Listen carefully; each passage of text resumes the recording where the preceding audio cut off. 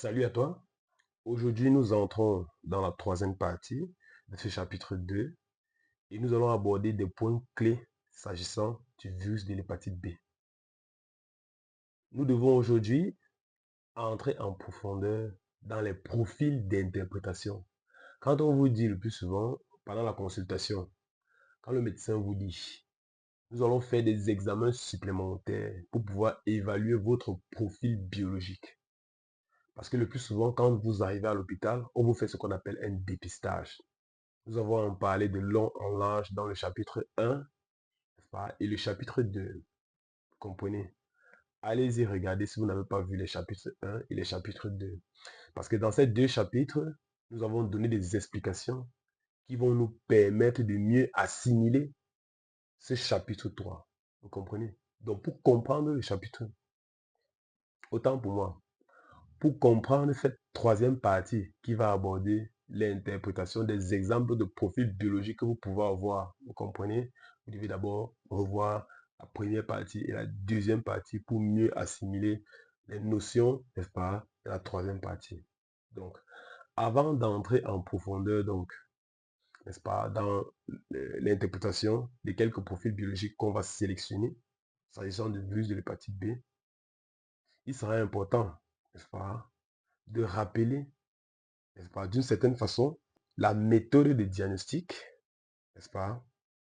Ensuite, nous devons aborder bien après ce qu'on appelle le traitement et ensuite la prévention. Donc, on a trois modules. Donc, nous avons deux modules. Autant pour moi, trois modules. Le diagnostic, n'est-ce pas?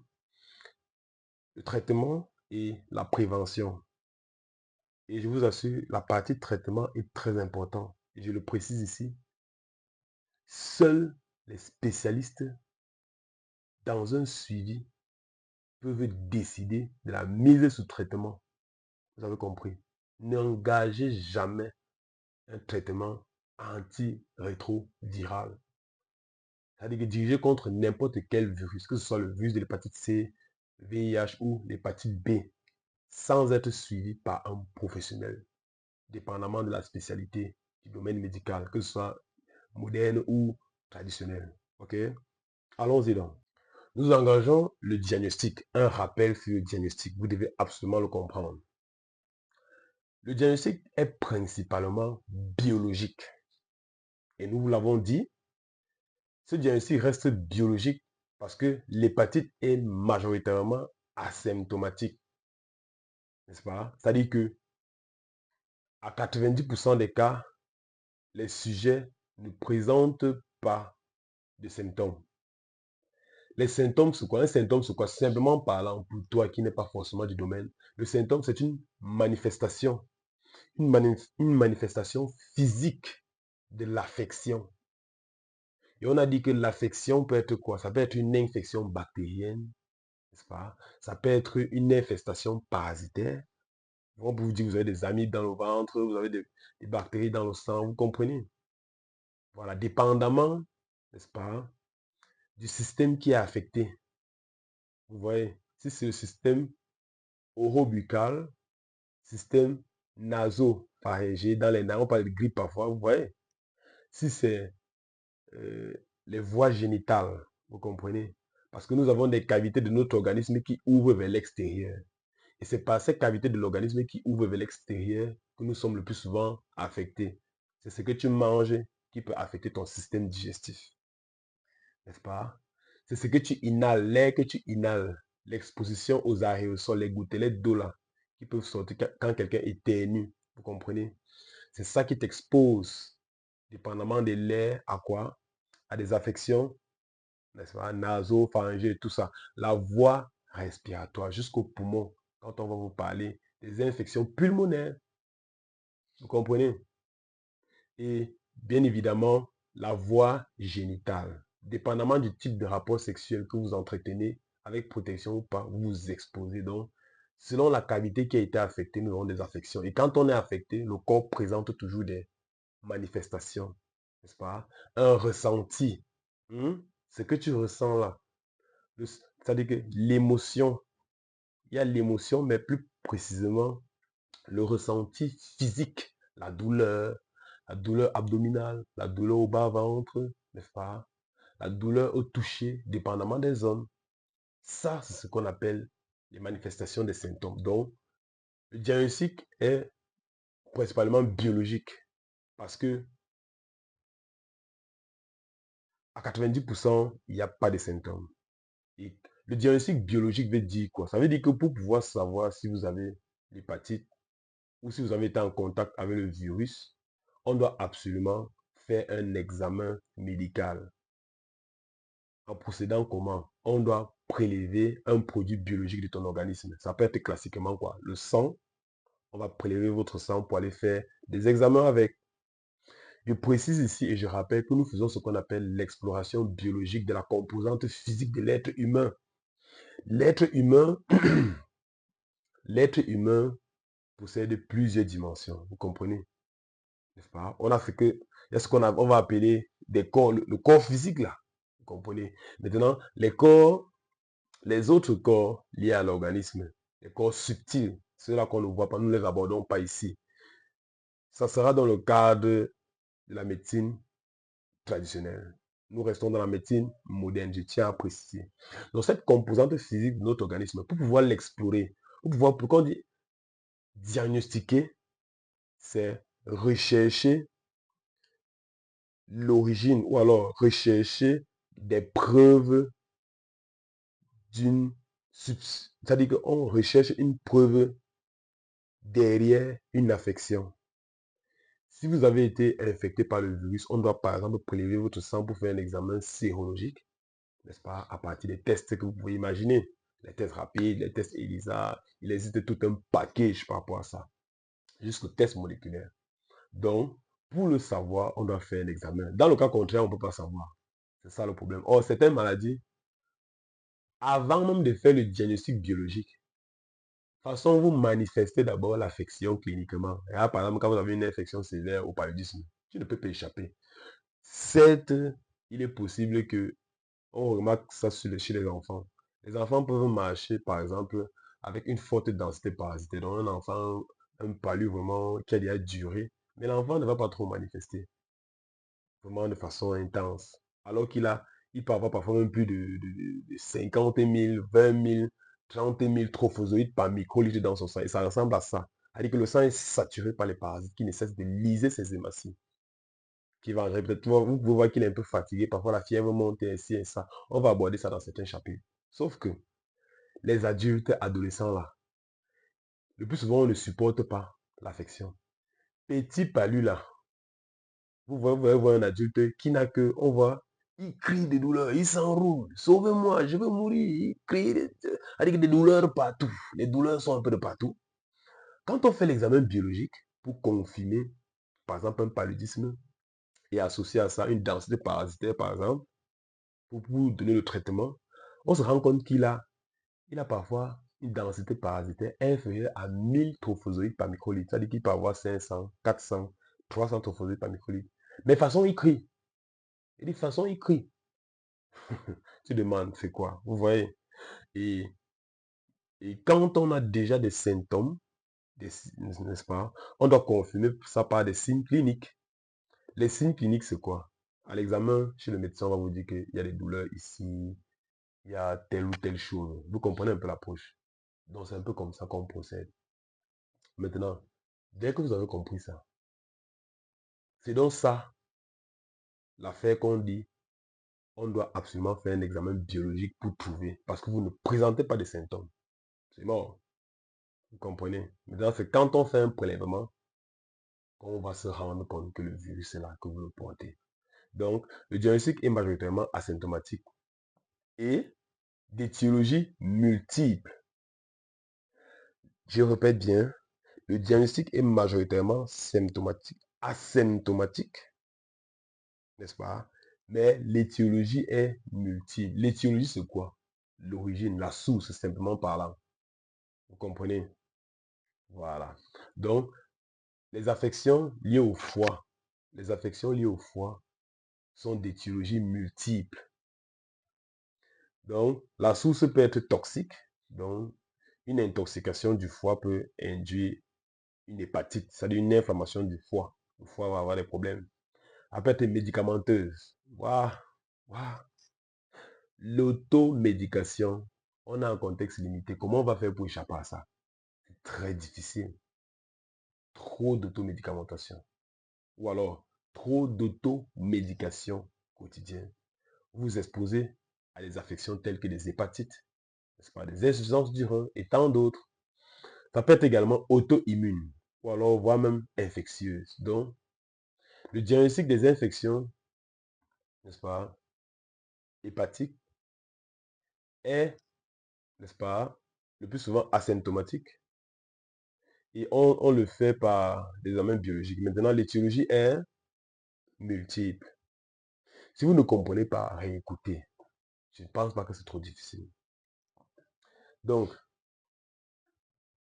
une infection, n'est-ce pas, ça veut dire que l'hépatite là, dans cette étiologie multiple, vous voyez donc que les enfants qui commencent, par exemple, à prendre des substances illicites, ils peuvent intoxiquer leur organisme. Si vous prenez trop de médicaments, vous pouvez intoxiquer votre organisme.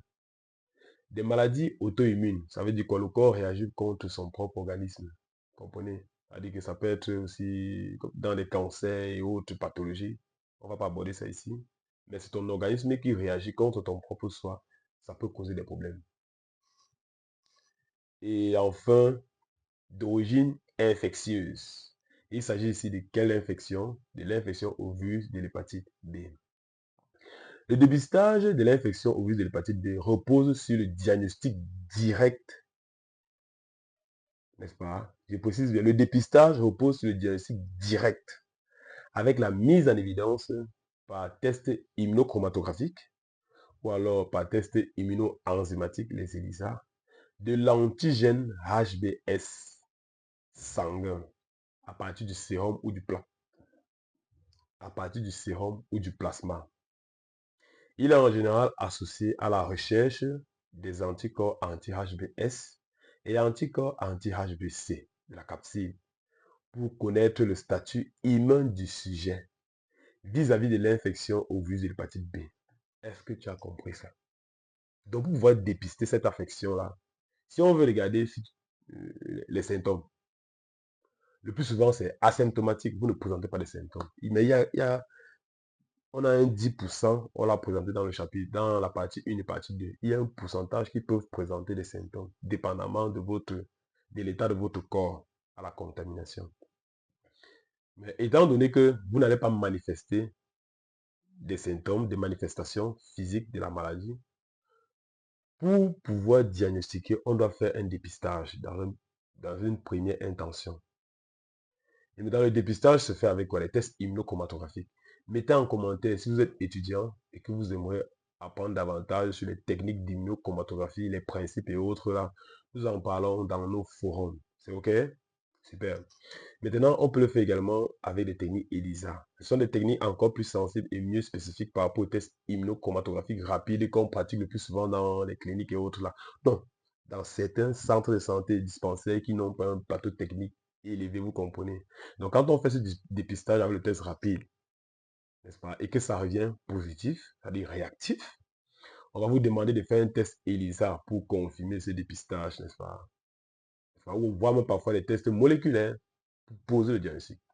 Donc, ce dépistage se fait avec l'antigène HBS. On a en parlé de long en large sur les marqueurs directs liés au virus de l'hépatite B que voici. On a listé principalement 3 marqueurs, l'antigène HBS de surface, l'antigène HBE de l'enveloppe et bien évidemment l'antigène HBC du corps de la capsule.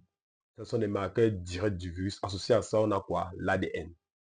Vous comprenez ça? Donc, voilà 4 marqueurs qui font l'objet de l'exploration du virus de l'hépatite B. Et ces marqueurs sont dits quoi? Directs, parce que ce sont des particules antigéniques liées au virus. Nous avons également abordé de long en large dans les parties 1 et partie 2. Je t'invite à aller regarder pour apprendre davantage. C'est quoi un anticorps? C'est quoi un anticorps? C'est quoi les mécanismes du système immunitaire de réaction? Vous comprenez ça? Et même la cinétique d'apparition des anticorps, s'agissant du virus de l'hépatite B et en général, on l'a abordé dans les chapitres précédents. Vas-y, et écoute attentivement. S'il y a des soucis, mets en commentaire. Si c'est trop compliqué, rejoins-moi dans les forums. OK? Ou alors viens m'écrire de façon privée. Mon contact se trouve dans le forum. Donc, allons-y. Donc, dès qu'on fait votre recherche dans un HBS et que c'est positif, le plus souvent, ça surprend beaucoup. Il va dire, mais comment j'ai le virus? Je ne suis pas malade. D'autres, ils savent que quand vous êtes affecté avec ça, quand vous avez une affection, quand vous avez une infection, vous allez forcément présenter des signes cliniques, manifestations. Et quand il n'y a pas de manifestation, quand il n'y a pas de manifestation, on a l'impression que mais, vous blaguez. C'est pour ça que pour certaines personnes ou certains patients, on peut faire l'examen même 10 fois avant qu'il accepte. Même parfois, même après les 10 fois qu'on ait fait, il nie. Et des fois même, il s'obstine à dire qu'il n'a pas cette infection. Il part même prendre des traitements dans le marché noir. Ce qui peut induire à quoi? À sa mort, comme le cas de Pilou, dont on parle dans le chapitre 1 et 2. Pilou est mort parce il n'a pas voulu être réceptif à la sensibilisation, à l'éducation. Malheureusement, il n'a pas été réceptif. On a tout fait, mais il n'a pas été réceptif. Vous comprenez? Donc, et quand on fait la recherche de l'antigène HDS, dans certains contextes, ils associent directement cette recherche avec quoi? Avec la recherche de l'anticorps anti-HBS et la recherche de l'anticorps anti-HBC. Vous comprenez ça? Ça permet d'avoir un bon état sur son profil humain, dépendamment de votre laboratoire. Parfois, on va vous référer vers des spécialistes pour la suite. Vous comprenez? Donc, voilà les 3 marqueurs qu'on utilise pour poser le dépistage. Ça, c'est la base que vous devez comprendre. L'antigène HBS, l'anticorps anti-HBS et l'anticorps anti-HBC. Nous avons dit ici, l'antigène anti-HBC de la capside est responsable de la sécrétion par notre organisme de l'anticorps anti-HBC des contacts, ce qui signe le contact avec le virus. Cet antigène HBC ne peut pas être détecté. C'est difficile de le détecter. Donc, il sera difficile de trouver un kit qui permet la détection de cet antigène-là. Le plus souvent, on recherche l'anticorps. Vous comprenez? N'est-ce pas? Voilà donc les 3 marqueurs qu'on utilise pour pouvoir faire le diagnostic. Maintenant, vous l'avez compris. N'est-ce pas? Qui est-ce qu'on doit dépister? Toujours dans le diagnostic. Qui est-ce qu'on doit dépister? C'est une partie très importante. Écoutez bien. Vous devez savoir qui doit se faire. On doit rechercher la maladie sur qui. Allons-y. D'abord, les personnes nées en zone moyenne ou en zone à haute prévalence, n'est-ce pas, de l'infection au virus de l'hépatite B.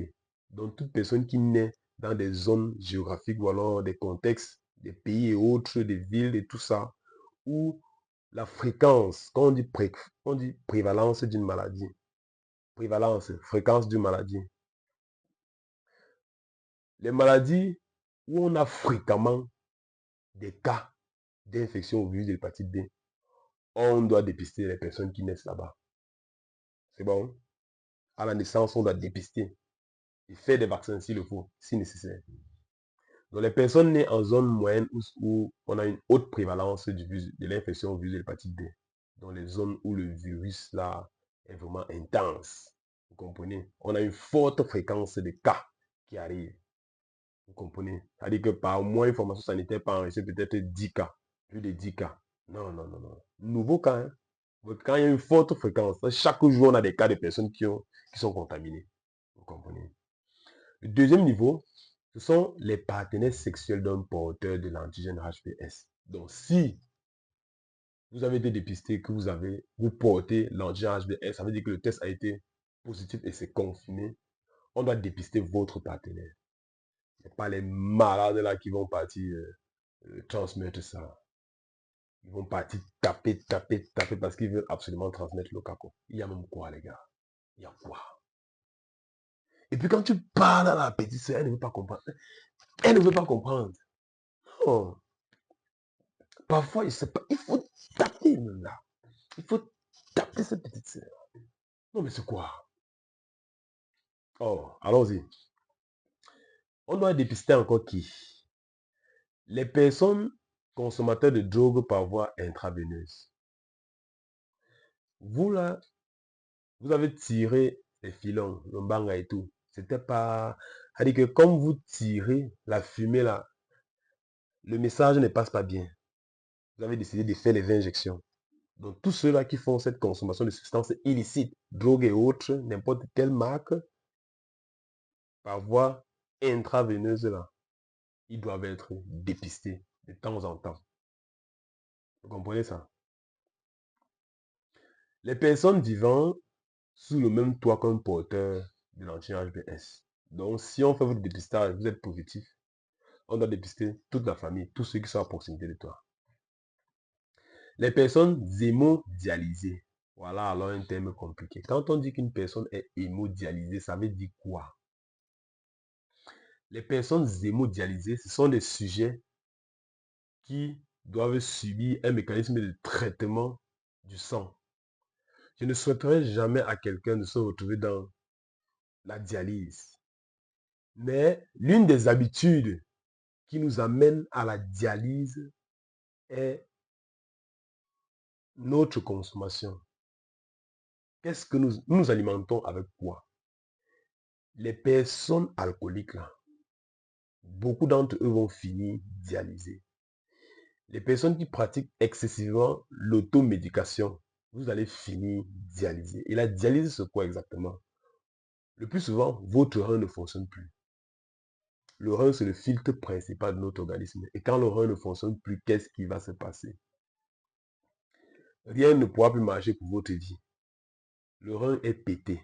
Il ne peut plus nettoyer votre sang. Par conséquent, vous allez être atteint en permanence par des symptômes de malaise intense. Vous comprenez ça? Vous allez avoir des édèmes. Le corps va gonfler. Vous allez avoir des douleurs un peu de partout. Votre taux de sang peut même potentiellement. C'est-à-dire que vous allez avoir un peu de. Vous allez avoir tellement de malaise. Si vous n'êtes pas dialysé, si on ne nettoie pas votre sang à travers la dialyse, ça consiste même à quoi? On va vous connecter à un appareil. Vu que le rein ne fonctionne plus, on va vous connecter à un appareil. Et devinez quoi? Comme il faut vous connecter à un appareil pour que votre sang passe dans l'appareil avant de revenir dans votre corps, imaginez un peu le diamètre des voies qui seront placées sur votre organisme. Le jour que vous allez voir quelqu'un se dialyse, vous avez, c'est-à-dire que le diamètre de la voie qu'on doit placer est d'un grand calibre. Parce qu'il faut que le sang traverse. Ce n'est pas. Et parfois, il peut y avoir des affections et autres. Vous comprenez ça? Et en contexte limité, les formations sanitaires qui disposent des équipements pour les dialyses, nous n'avons pas pour chaque citoyen un appareil de dialyse. C'est au moins un appareil pour 10 personnes, dépendamment des contextes limités. Donc, les personnes dialysées, c'est-à-dire que le sang sort en permanence, de temps en temps, on doit nettoyer, votre sang doit passer dans l'appareil avant de retourner dans le corps, ça doit être nettoyé. Donc, il faut contrôler ça. Les sujets séropositifs pour le VIH et ou virus hépatite C. Donc, l'autre niveau de personnes à dépister sont des personnes qui ont été dépistées ou alors diagnostiquées, confirmées, positifs à une autre infection virale, comme le VIH ou l'hépatite C. Que ce soit une co-infection, on doit contrôler. On doit également dépister, n'est-ce pas, les mamans, n'est-ce pas, consultation prénatale, on doit les dépister. Pour la prévention, n'est-ce pas, de la transmission, n'est-ce pas, mère-enfant. On va voir plus tard que la transmission mère-enfant est l'un des moyens les plus. C'est le grand mode de transmission. N'est-ce pas? Autre profil de dépistage. Lors de la découverte d'une augmentation du taux de transaminase, on en a parlé dans les parties 1 et 2. C'est-à-dire que vous venez à l'hôpital, le médecin, pendant la consultation, se rend compte qu'il y a une hépatomégalie. Par exemple, votre foie est un peu trop enflé, vous avez peut-être de la jaunisse. qui se présentent. Si on dose dans votre bilan, ou alors même si vous venez faire un check-up, on se rend compte que votre test azat-alat, que le taux d'azat-alat, n'est-ce pas, est élevé, et principalement alat, l'alanine aminotransférase, n'est-ce pas, par rapport à l'azat. Si alat est très supérieur par rapport à azat, on doit contrôler une infection potentielle à un virus. Par exemple, le cas du virus d'hépatite B. Parce que quand le virus affecte les hépatocytes, les cellules du foie, le taux de transaminase s'élève dans ton sang. Donc, l'activité biologique des transaminases dans ton sang sont étroitement liées à l'activité de ton foie. Dès lors que le taux s'élève, principalement pour le cas d'ALAT, alanine aminotransférase, par rapport à l'aspartate aminotransférase, qui est moins spécifique du foie, on doit se poser des questions. Vous comprenez? Bon. Maintenant, s'il y a des experts, je parle de beaucoup de choses. Mettez en commentaire s'il faut corriger. Vous avez compris. Mais il peut arriver que je pose, n'est-ce pas? Il peut arriver que je pose des lapsus. Désolé, je viens de recevoir un message important là. Ok. Bon. On m'informe que je dois arriver. Bref. Il peut arriver, n'est-ce pas, que je pose un lapsus. Alors je commets une erreur. Mettez en commentaire. Ne venez même pas tirer sur moi ici. Mettez en commentaire. On rattrape. Ok. Ok, super. Donc, on va continuer. On a ici également, comme le dernier profil de personnes à dépister, c'est ce qu'on veut, par exemple, sécuriser. On appelle ça, par exemple, la sécurisation virale. Ça dit quoi? Les élèves, là, toute personne qui veut se lancer, qui veut commencer une formation dans le domaine médical, n'est-ce pas? Vous devez, on doit faire votre dépistage. C'est très important. Il y a les mamans pour la transmission mère-enfant et ceux-là qui veulent se faire qui vont devoir entrer dans un domaine à forte exposition. Les élèves, n'est-ce pas? Voire même quand on part à l'école aussi, à naissance, on doit sécuriser les enfants. On fait votre dépistage et puis on vous vaccine si le profil est bon. Vous comprenez? Si vous n'avez jamais été en contact. C'est bon? Donc, maintenant, nous avons compris qui est-ce qu'on doit dépister. Maintenant, pour ma part, à l'heure actuelle, tout le monde doit se faire dépister. Il n'y a même pas d'exception. Je dis que tout le monde doit se faire dépister.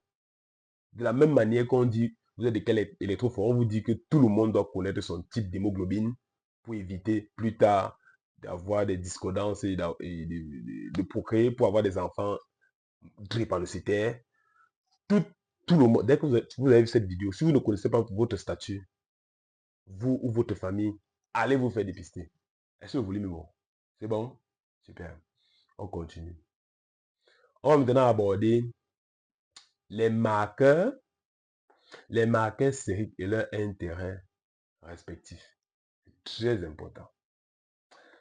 Je pense que j'allais présenter tout ça dans une seule partie, mais je pense qu'on va faire une partie 4. Hein. Il le faut, pour que ce ne soit pas trop long, n'est-ce pas? Donc, on va rappeler pour cette étape les marqueurs sériques et leur signification, ou alors l'intérêt. Ça dit quoi? On doit rappeler encore ça et apporter certaines précisions. On a dit que pour le dépistage, n'est-ce pas, on va rechercher l'antigène HBS, l'anticorps HBC et l'anticorps HBS, n'est-ce pas? Voilà les trois marqueurs là. Maintenant, il faut que tu comprennes pourquoi. Quel est l'intérêt de la recherche de ces marqueurs? Que signifie chaque marqueur quand il est recherché ou quand on le trouve dans ton organisme?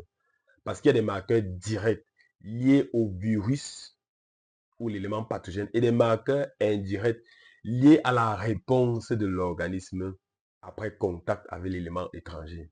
Donc, chaque fois que ton corps est en contact avec un élément étranger qui va présenter des particules antigéniques, n'est-ce pas, à sa surface, à ton organisme va le reconnaître par un biais des mécanismes d'une réponse immunitaire très adaptative et très complexe, n'est-ce pas? L'organisme va réagir et produire ce qu'on appelle des anticorps. Ce sont des protéines, vous comprenez?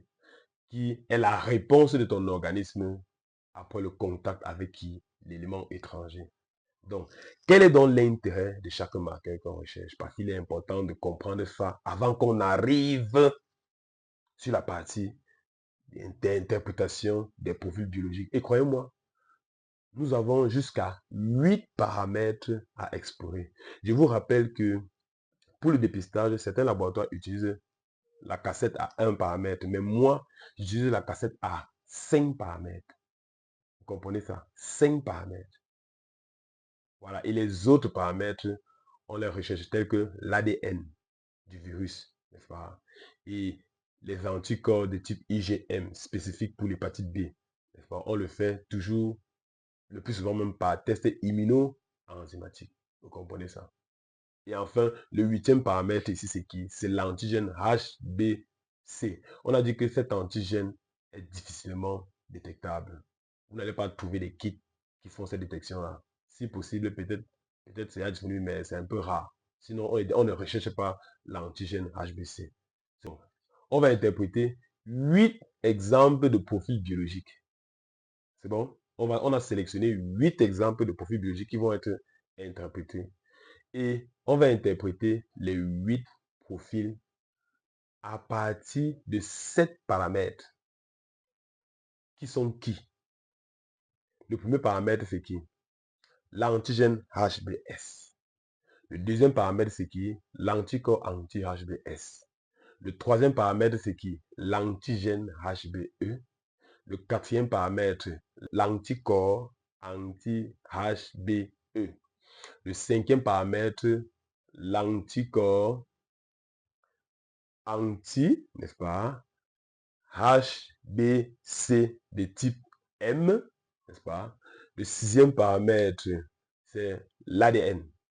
OK? Est-ce que c'est bon? Il manque 7. Qu'est-ce que j'ai oublié?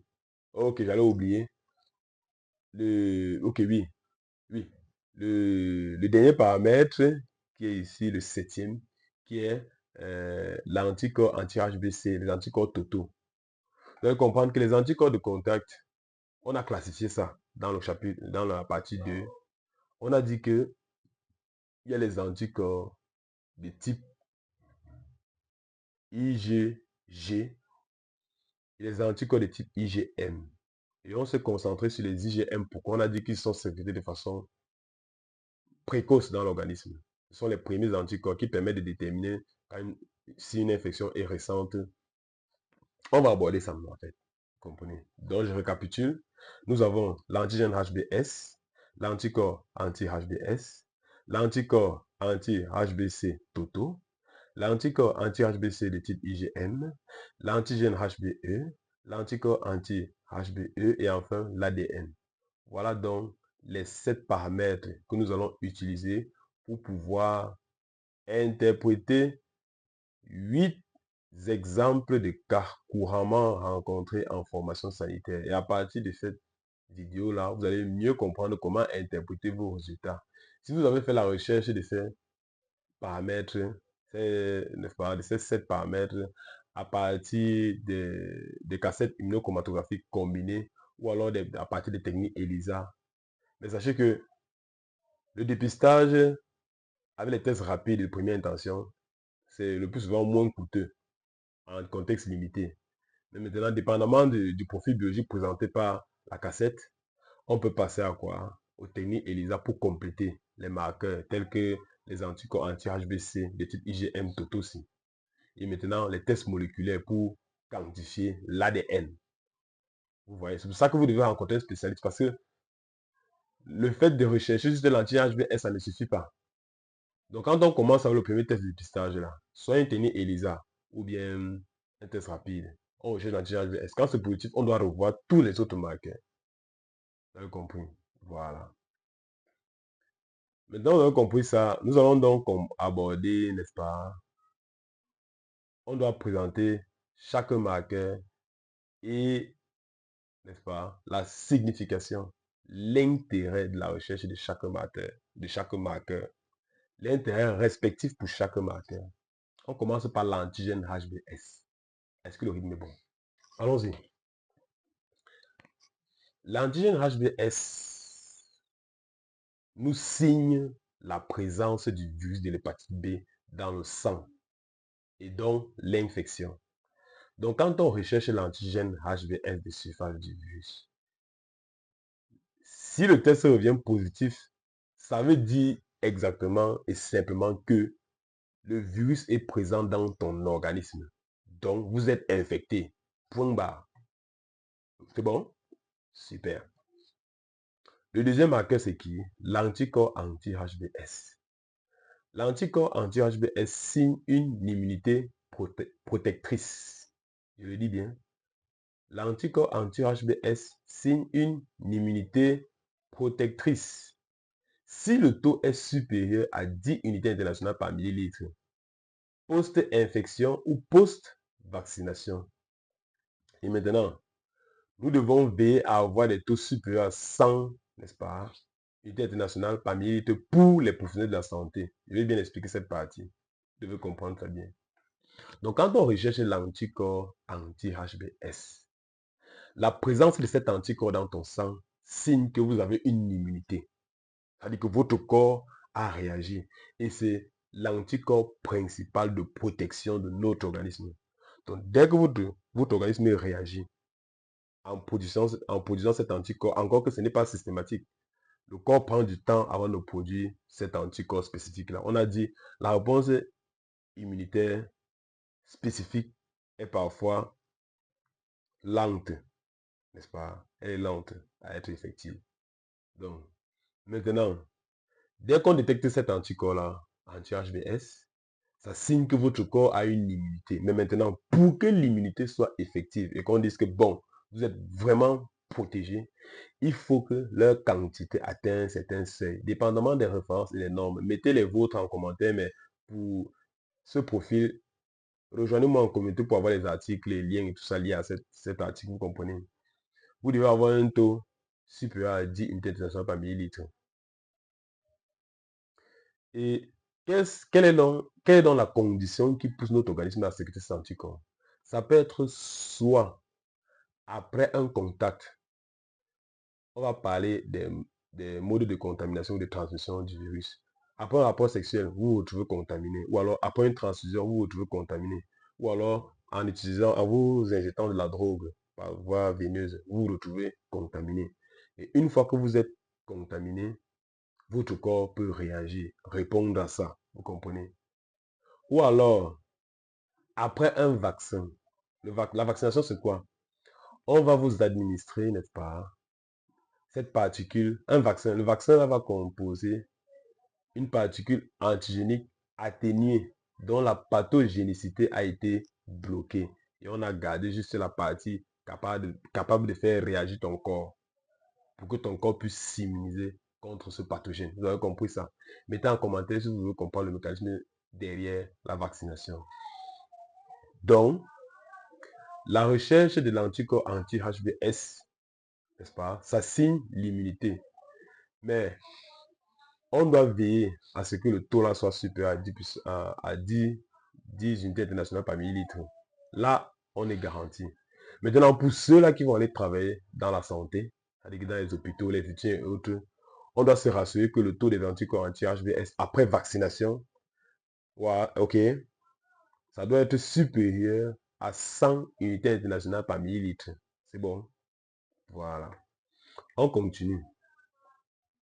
L'antigène, ok, autant pour moi. On continue avec quel marqueur? On continue avec l'anticorps anti-HBC de type IgM. Ou encore, bon, en fait, on dit plus souvent IgM pour dire immunoglobuline, n'est-ce pas, de type M. Ou encore simplement IgM. Ou encore les anticorps anti-HBC de type M. Ou encore les IgM. Leur recherche permet de poser l'immunité en faveur d'une infection récente ou encore primo-infection en cas de dépistage positif. Donc, quand on recherche les anticorps de type IgM pour l'anti-HBC, ça nous permet d'aller en faveur d'une infection récente une primo-infection en cas de test positif. C'est bon. Donc, pour savoir si votre infection liée au virus de l'hépatite B est récente sur le temps, on recherche les IgM. Donc, quand les IgM sont positifs avec un fort taux, on comprend que vous avez une infection récente. C'est très important à comprendre. C'est comme ça qu'on fait pour savoir si vous avez été en contact récemment. Ce sont les IgM. Et on l'a vu dans la partie 2 que la présence des IgM dans ton sang, c'est-à-dire que c'est un anticorps qui est sécrété par l'organisme précocement. C'est-à-dire que dès qu'il y a infection, 1 à 2 semaines, voire 3 semaines après l'infection, les anticorps de type, les IgM sont déjà sécrétés et puis ils vont disparaître dans le temps pour laisser place aux IgG et autres anticorps qui vont se maintenir et durer parfois à vie. Vous comprenez, non? Voilà, c'est bon. Le prochain marqueur, c'est qui? Les anticorps anti-HBC totaux. Maintenant. Donc, ça signe une immunité post-infectieuse ou une infection en cours. Ça veut dire quoi? Donc, la présence des anticorps totaux, là-bas, c'est global. Quand ce test revient positif, le plus souvent, la cassette rapide ici, la cassette à 5 paramètres ne te dit pas si c'est au niveau de l'anticorps anti-HBC. Il ne te dit pas si c'est IgM ou alors c'est les IgG de type, les hémoglobines de type G, les IgG. Comprenez, retenez que sur la cassette de 5 paramètres, le dernier paramètre, le 5e paramètre qui est l'anticorps anti-HBC, représente ici qui? Les anticorps anti-HBC totaux. Donc ça nous dit juste que la personne a été en contact. Vous comprenez? Ou alors la personne vient d'être infectée, il a été infecté, ou alors la personne a une infection en cours. C'est tout. Ça ne nous dit pas si c'est récent, c'est une première infection ou pas. Maintenant, le prochain marqueur, c'est qui? C'est l'antigène HBE. L'antigène HBE, c'est le marqueur de réplication active. Attention, vous devez comprendre qu'en cas de mutation précise, l'antigène HBE reste négatif, même en présence d'une réplication virale importante. Ça veut dire quoi? Quand on recherche l'antigène HBE, si pendant la recherche, ça revient positif, ça nous dit que le virus est en train de se répliquer. Mais si le virus a muté, le test peut... Donc, si le virus a muté, la recherche de l'antigène HBE peut revenir négatif. Mais ça n'exclut pas potentiellement que le virus est en train de se multiplier. Quand il mute, il change de face. On ne le détecte plus. Mais il peut être en train de se multiplier. Donc, quand c'est positif, c'est dangereux. Ça nous interpelle que le virus se multiplie. Mais même si c'est négatif, ça n'exclut pas que le virus est en train de se multiplier. Le seul moyen de confirmer la réplication excessive ou massive, n'est-ce pas? Pour confirmer cette réplication, qu'elle est réellement là, il faut faire un test d'ADN pour évaluer la charge virale. Si la charge virale est supérieure à 1000 copies par microlitre, voire peut-être même par millilitre, par microlitre de sang, on sait, on a un élément clé qui confirme que le virus est réellement en train de se répliquer. Mais maintenant, si par exemple, la recherche de l'anti-HBE revient négatif, on a une hypothèse selon laquelle soit le virus ne se réplique pas, soit il se réplique. Si on peut faire l'ADN, on se rend compte quoi? Que l'ADN est indétectable. Là, on a la confirmation quoi? Que le virus ne se réplique pas. Vous comprenez? Donc, l'interprétation de ce marqueur est étroitement liée avec l'ADN. Le prochain marqueur, c'est quoi? L'anticorps anti-HBE. Lui, c'est qui? L'anticorps anti-HBE présente une immunité en faveur d'une réplication virale faible. Donc, quand on détecte l'anticorps anti-HBE, l'anticorps, il est spécifique de qui? De l'antigène HBE. Donc, quand il est sécrété dans l'organisme, ça veut dire que lui, il est en train de combattre contre la réplication. Donc, il limite la réplication. C'est pour ça qu'on a une réplication faible quand c'est détecté. Mais, s'il y a mutation précise, ça veut dire quoi? Si le virus a muté, ça n'exclut pas qui est potentiellement une réplication. Donc, ça reste la même chose. On doit toujours faire l'ADN. Le prochain marqueur, c'est qui? C'est l'ADN du virus de l'hépatite B. La recherche de l'ADN du virus permet la quantification du niveau de la réplication. N'est-ce pas? Ça permet d'évaluer le suivi thérapeutique. Écoutez-moi un peu ce voice. Il s'agit d'un médecin qui disait, en fait, quelqu'un qui fait le suivi de l'infection, ou alors le suivi, n'est-ce pas, d'une prise en charge des personnes vivant avec le VIH, il fait le suivi avec la technique ELISA en utilisant l'index. Il dit que si l'index de la technique ELISA est élevé, ça veut dire que le traitement est bon. Le traitement est mauvais autant pour moi. Et que si l'index est bas, ça veut dire que le traitement est bas. Ce gars est un médiocre terrible.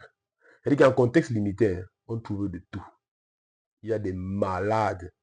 Vous pensez que le marabout, l'imbécile, là, c'est seulement celui qui, quand vous traitez nos charlatans et tout ça, là, nos professionnels de la nature, là, vous les traitez des marabouts qui sont nuls, là, qui sont ce que c'est la sorcellerie. En contexte limité, il y a des professionnels qui font n'importe quoi. Comment quelqu'un peut faire le suivi thérapeutique de la prise en charge d'une personne vivant avec une infection au virus de l'hépatite B active? Il fait ce suivi en faisant de façon quotidienne tous les 6 mois un test ELISA, en évaluant le niveau de traitement avec l'index de l'ELISA. Non, mais ça, c'est la bêtise. Il est laissé le travail aux spécialistes. Est-ce que le volume est bon? Super. On continue. Donc, l'ADN, c'est pour évaluer le niveau, la charge virale, la quantité de virus dans ton corps. Est-ce que ça se réplique? Est-ce que c'est indétectable? L'objectif de suivre l'ADN, c'est de rendre l'ADN, l'objectif du suivi thérapeutique chez les personnes ayant une réplication virale très active, c'est d'avoir une réplication faible, voire indétectable. La recherche, en fait, je viens ici par là pour je dis quelque chose. Quand on recherche le virus de l'hépatite B dans ton sang, on ne peut pas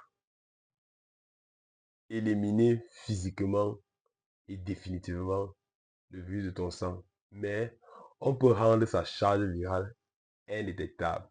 Ça veut dire qu'on l'empêche de façon définitive.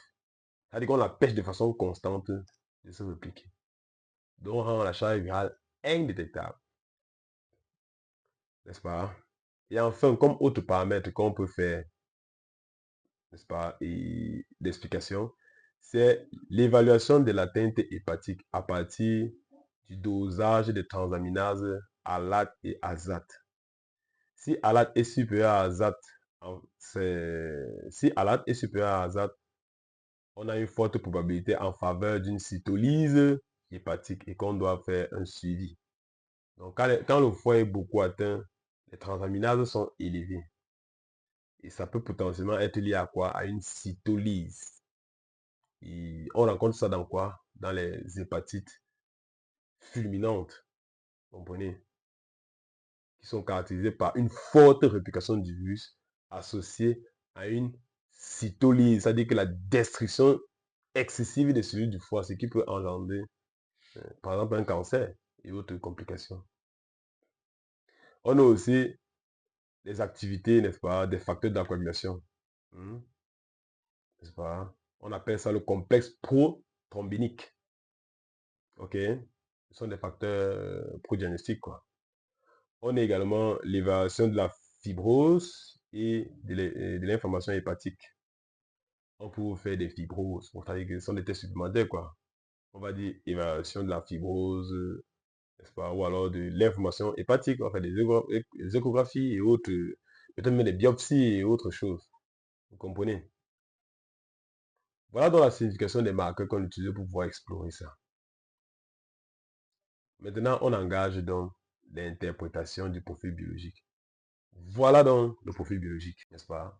On a dit qu'on a combien de marqueurs? On a 7 marqueurs. Voilà les 7 marqueurs, tels que vous voyez là, n'est-ce pas? Et la lecture se fait horizontalement comme ça. horizontalement. Vous voyez? Maintenant, vous voyez la première ligne. On a un sujet, n'est-ce pas? Sa recherche de l'antigène HB, on est sur la première ligne. 1. Il y a un numérotant 1 là. Si la recherche de l'antigène HBS revient négatif, la recherche de l'anticorps anti-HBS revient négatif. Et la recherche de l'anticorps anti-HBC totaux également négatif. Tout est négatif là. Pas besoin vraiment de chercher l'ADN. C'est une personne à vacciner. Bon, dépendamment des spécialistes, ils peuvent décider de chercher l'ADN, mais vraiment, non. On doit juste vacciner la personne. Maintenant, quand l'antigène HBS revient négatif, c'est le deuxième cas, hein, on est au deuxième cas. Antigène HBS négatif, l'anticorps HBS positif, les anticorps anti-HBC totaux négatifs. Ça, c'est une personne, quand c'est comme ça, c'est une personne qui a une immunité protectrice avec un profil post-vaccinal. Donc, ça, c'est une personne vaccinée. Donc, quand vous regardez vos 5 paramètres là, et que tout est négatif, sur la cassette de 5 paramètres, tout est négatif, et qu'au niveau de l'anticorps de protection anti-HBS est positif, ça, c'est une personne qui a été vaccinée. C'est bon? Voilà. Troisième niveau. L'antigène HBS revient négatif. L'anticorps HBS, anti-HBS devient positif. Et les anticorps anti-HBC totaux reviennent positifs. On a dit quoi? Que les anticorps HBC totaux, c'est signe quoi? Le contact avec le virus. Cette personne a été en contact avec le virus. Donc, on a une immunité protectrice, une infection ancienne et guérie. Donc, la personne était en contact, il a guéri. Et on a près de 90% des cas. Hein. Donc, beaucoup de cas, il y a des gens qui sont en contact et ils guérissent spontanément. On l'a dit, cette physiopathologie, la guérison est beaucoup plus, il y a trop de guérisons spontanées dedans. C'est pour ça qu'on ne traite pas de façon systématique. Si on fait votre test ADN positif, on ne vous met pas sous traitement. Parce que beaucoup guérissent spontanément. Prochain cas de figure. On peut au quatrième cas. L'antigène HBR devient positif. Les anticorps de protection négatifs. Les anticorps HBC totaux reviennent positifs. Les anticorps, n'est-ce pas, anti-HBC de type IgM reviennent positifs. On a dit que la positivité de l'antigène HBS signe quoi? Le portage du virus, la personne a l'infection. Il est infecté quand l'antigène HBS est positif. Donc on a affaire à quoi ici? À une hépatite aiguë ou alors une réactivation sur un porteur chronique. Donc ça veut dire quoi? Cette personne a été en contact avec le virus, n'est-ce pas? L'infection est en cours, vous comprenez? Et il n'est pas encore immunisé. C'est pour ça qu'on dit hépatite aiguë, vous comprenez? Et les IgM positifs nous signent ici on est potentiellement en primo-infection, une infection potentiellement récente. C'est pour ça qu'on dit hépatite aiguë, récente sur le temps. Ou alors une personne qui était déjà positif et qui a eu réactivation. Vous comprenez? Tout ça, on suit ça. Quand on dit porteur chronique, c'est une personne qui possède, qui a son résultat est venu positif et il est resté positif à une durée supérieure à 6 mois. Vous comprenez ça? Donc, on passe au prochain cas. On passe au cinquième cas de figure. Ici, là, l'antigène AVS devient positif. La personne porte le virus. Il n'est pas encore protégé. Les anticorps anti-HBC totaux sont positifs. Mais les anticorps anti-HBC reviennent négatifs. Et quand vous ne voyez rien ici, ça veut dire que les autres marqueurs ici, potentiellement, on les cherche. Les deux autres marqueurs ici, là. Comprenez, non? Les deux autres marqueurs qui reviennent négatifs. Comprenez? Voilà. On exclut l'ADN. On a affaire ici à quoi? Pour le cinquième cas-ci. On doit faire ce qu'on appelle la recherche de l'ADN n'est-ce pas, de l'antigène HVE pour mieux comprendre ça. C'est-à-dire que parce que là, l'infection n'est plus le cinquième cas. Ce n'est plus récente. Il faut savoir, est-ce que le virus est en train de se répliquer? Vous comprenez? Voir même l'ADN. L'ADN à quel niveau, on doit savoir. Mais ça, c'est une hépatite chronique, dépendamment si on est à plus de 6 mois.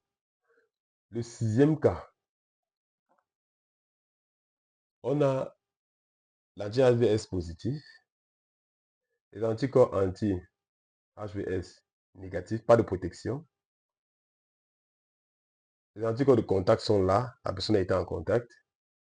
Les IgM ne sont plus détectables. Les IgE positifs, on a dit quand les antigènes IgE pour le sixième cas, quand c'est positif, antigène HVE, ça veut dire quoi? Que la personne a potentiellement un virus qui se réplique. On fait l'anticorps HVE, c'est négatif, et on fait l'ADN qui revient positif. On parle d'une hépatite réplicative. Donc le virus est en train de se répliquer. Maintenant, le septième cas, essayez de regarder. Dites en commentaire si vous avez compris pour les deux derniers cas, le septième et le huitième cas. Donc pour interpréter ça, il faut juste comprendre la signification de chaque marqueur. Vous comprenez? Si vous avez compris la signification de chaque marqueur, vous pouvez interpréter. Et les personnes porteuses inactives, c'est ça l'un des profils les plus dangereux parce que lui, il porte le virus. Le virus ne se réplique pas dans son corps. Mais il peut te transmettre et dans ton corps, ça se réplique. Est-ce que vous comprenez ça? C'est-à-dire que quelqu'un peut porter le virus ne me fait rien. On l'appelle les porteurs inactifs. Mais quand tu contactes ça et que tu n'es pas vacciné, ça peut te détruire, dépendamment de l'état de ton organisme. Dans les parties précédentes, on a abordé le type de réaction de l'organisme. On a parlé des réponses adaptatives, des réponses, n'est-ce pas, non effectives. OK? Voilà. On a expliqué comment le corps réagit face au virus. On a décrit les niveaux de réponse. Donc, si le virus, simplement parlant, hein, si le virus entre dans ton organisme et qu'il trouve ton organisme faible, il détruit. S'il entre et qu'il trouve un organisme fort, le corps détruit. S'il trouve un organisme moins, le corps va jouer avec lui. On va parler d'hépatite chronique pendant longtemps. D'autres vont rester avec une hépatite chronique toute une vie.